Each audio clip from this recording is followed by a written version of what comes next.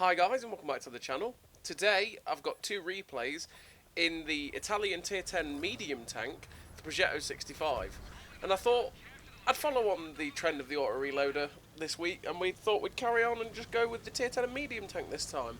And if you haven't guessed by the title, as always, it's the third Mark of Excellence video. So this is the game, one of the games that precedes the final game that got us the third Mark of Excellence. Now, what do I think of the Progetto 65?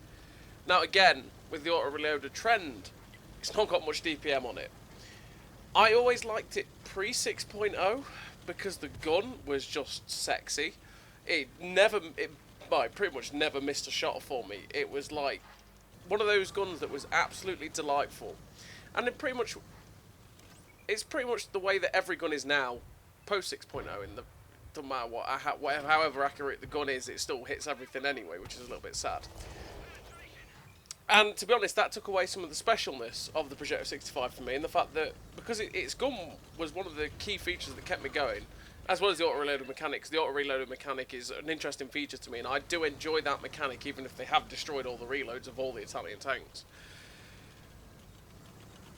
But yeah, it lost that little bit of specialness with 6.0 because obviously the gun, which was a fabulous feature of it, just while it was even better, every other tank also became that incredible gun. So yeah, I just sort of lost a little bit of interest in it. But recently I picked it up again in the advent of the Italian auto-reloaders, or the auto-reloading heavies coming out. I decided, you know what, let's take the Progetto 65 out again. I started playing it, I was at like 91 or 92%, and I was like, you know what, let's finish it up, why not, let's go for it. So here we are on highway. And we've taken up this little ridgeline position here, which is a good position to take if you're in a medium tank or anything that can't really brawl. And that's because you can sit here, you can spot anything that tries to cross into the town for the most part, and in doing that, you can get assistance. Now you saw me fire there just before my reload went out, and I've decided, okay, I'm firing the whole clip, and that's because look at the awkward position we've just tracked that IS-7 in. And from doing that, we ended up with like over 1,000 assistants from that track. That was one of the moments where it was like, I wish I could have waited that extra little bit to get that final shell in. And I hate firing, especially a split second before its reload. But we had to do it. And out of doing it, we managed to get 900 damage out of it by dropping the last 3 shells of the clip into that IS-7. And we also got like over 1,000 assistants, which is always nice. But now we need to go help the town. And the town is encounter, so it's got the cap in there, and we have to help it out. Look at the numbers they've got in it, but we have to wait for the reload to go full capacity, because if we were to go on bad DPM, well, even worse DPM than it's already got, we'd be screwed. So we get a shot there into the drive wheel of the defender. I was kind of hoping to track him in place, but unfortunately we don't, and we're just waiting for that reload. I pull out because I'm just going to make sure I fully aim the shot into his lower plate, but unfortunately we end up actually only hitting his tracks there and tracking him in place. Really annoying. It means we're probably going to take a hit here to finish him off. Gets shot straight through his lower plate. We actually don't take a hit. It doesn't react in time to us pulling out. And yeah, the reload on this tank would be decent. Well, I say it would be decent. It wouldn't be too bad if this tank had like 390 alpha, because that's another thing that has hurt this tank, obviously. And by the way, this UDES is just sitting there, so it was like, okay, you know what? I'm going to track him in. I'm going to dump my whole clip into him. We've got friends now. I want to keep that UDES tracked in place. We're just going to take his whole health, and that's what I decided to do. I just decided to pad my damage up because we're going for the third mark, and I thought, you know what, if that UDES is just going to sit there and take it, here's the opportunity to boost my damage by a good 12, 13, 1400 damage, you know. And if I track him, then I get more assistance on him if someone finishes him off, which no one ever did. So I'll point that out. But yeah, 6.0 also damaged this tank, and that is in the damage RNG, which is just a horrendous change that I'd still hope and pray that they'll change at some point. The damage RNG change basically made it so that this tank that has 360 alpha now really only has about 320, and that really hurts the damage potential. That hurts the DPM even more. I mean, this tank doesn't really have DPM, but it hurts it even more, and that's just a pain. So right there, we managed to get fortunate enough that Udez just ignored us. We dumped the whole clip into him because he was clearly going to get wrecked by everyone. So that if we were to fire a single shot there, we wouldn't have got anywhere near the damage. And because there's only 4 tanks left, I knew that if I fired the clip at that guy, I'd have enough time to be able to get the reload back in. Now, there was people still fighting on this ridge, and they'd finished off, and they got finished off by tanks that are over here. So I know that because of what they got spotted, there was a couple of tanks over this way. So I knew obviously I'd get the reload in and I'd be able to come over this way and get the fight. Now I'm watching the cap timer and I'm thinking, you know what, I could fire a single shot at this ISM, but my team's probably going to cap. So you know what, screw it. Let's pad our damage up again with the clip potential as high as possible, because before I get another reload off, well, I'm basically going to fire a single shot. I'm going to get one more shot off, and then I'm probably only going to be able to fire half the clip anyway before we've capped. So what's the point? So I just dumped the clip, got as much damage out of it as possible.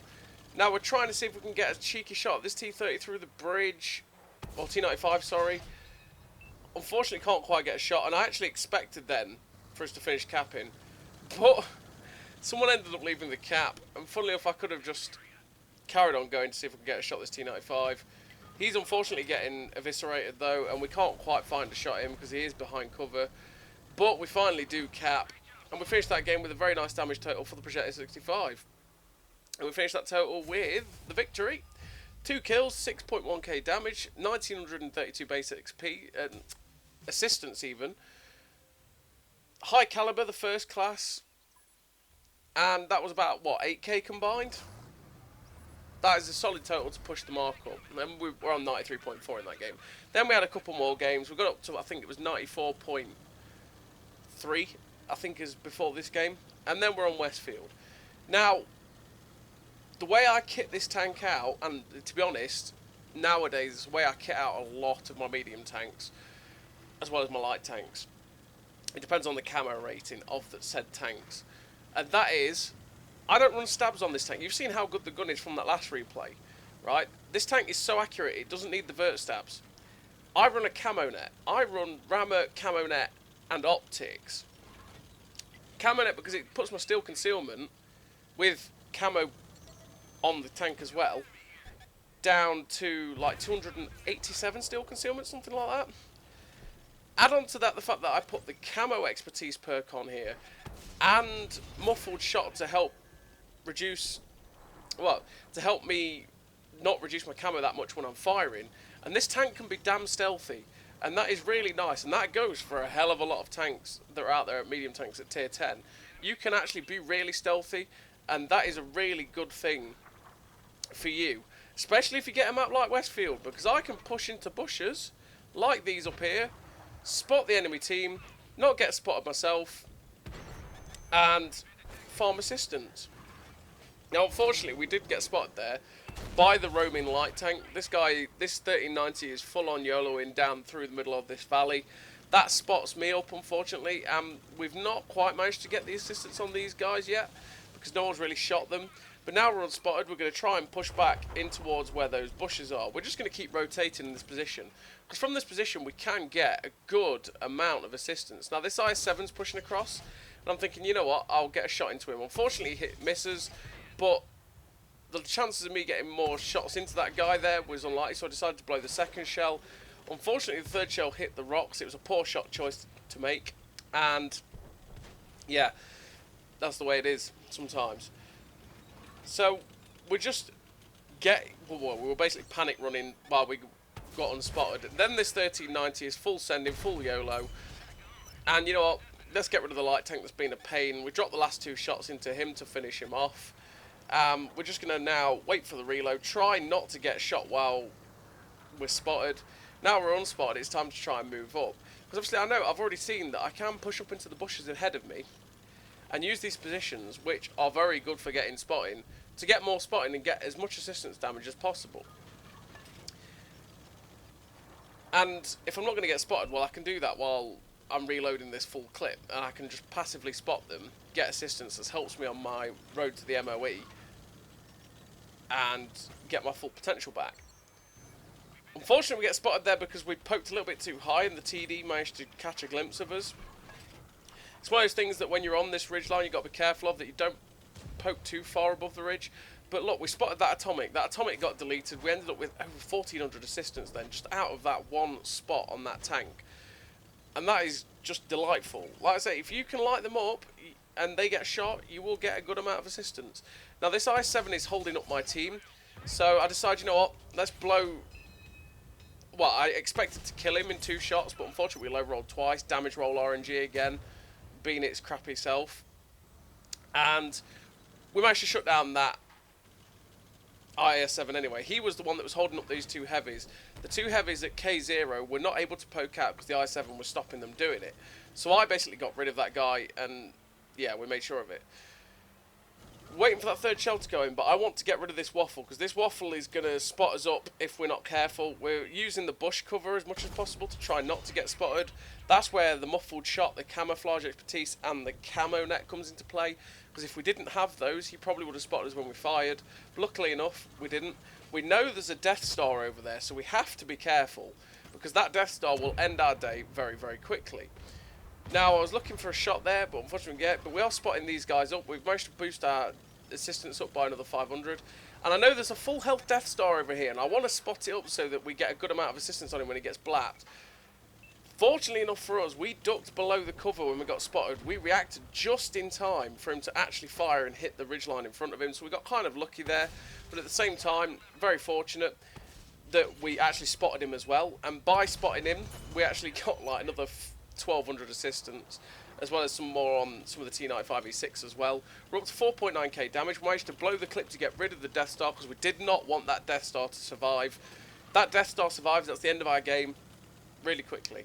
Now I'm thinking, you know what, I want to get up behind this T95E6 to dump my clip into him. But as I'm crossing, there's actually a Badger and a M48A5 pattern here. And it's like, right, okay. Right. I don't want to get spotted by this Badger. So I need to break some distance between us. But, you know what? My team's sort of marauding across. They're above me. They're probably going to start to get shots at people like this 268 version 5. I'm not going to waste the opportunity to be able to get shots at them. So I'm just going to blow the clip into the back of the 268 version 5. He gets finished off by the guys above. But I managed to get an extra 900 damage out of that. So I'm happy. Now I'm looking at this guy thinking, can I load my second clip? My second shell in the clip, sorry. Probably not, he's going to die. We fire, we managed to smash him in the side for 327. We get that extra shot of damage there. And we finish with over 10k combined, which is perfect for the 3rd mark grind. Finished with 4 kills, 5.2k damage, 5.5k assist, patrol duty, ace tanker, sniper, high caliber, the 3rd mark of excellence. It jumps us up 1.3%, which is nice. 1578 base XP. That's what? 10.8k combined, something like that. And a great game for the Progetto 65, which is a tank that I used to love a lot. But nowadays it's not as special as it was for me. So as always, everybody, thank you very much for watching, and I'll see you next time.